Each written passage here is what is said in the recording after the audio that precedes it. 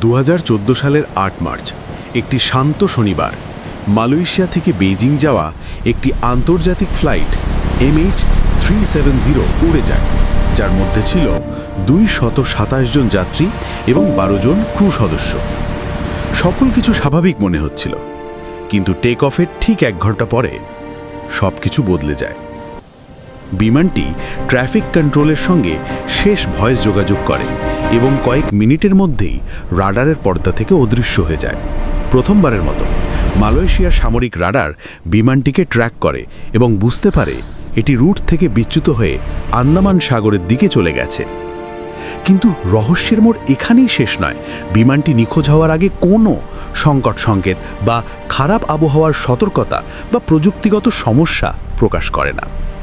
কিছু বিশ্লেষক মনে করেন ফ্লাইটটি ভারত মহাসাগরে শেষ হয়েছে, কিন্তু সেখানেও কোনো ধ্বংসাবশেষ ধরা পড়েনি। আজও প্রায় 1 দশক পেরিয়েছে, MH370 নিখোঁজ হওয়া মনের মধ্যে প্রশ্নের উদ্রেক করে যে বিমানটি কোথায় হারিয়ে গেছে, কেন এত বড় একটি উড়োজাহাজ হঠাৎই অদৃশ্য হয়ে গেল।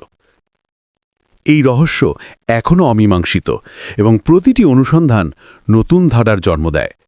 MH370 কাহিনী শুধু একটি বিমানহানির গল্প নয়, এটি একটি গা ছমছমে অবিশ্বাস্য রহস্যের গল্প, যা আজও বিশ্বের মানুষকে স্তব্ধ করে রাখে।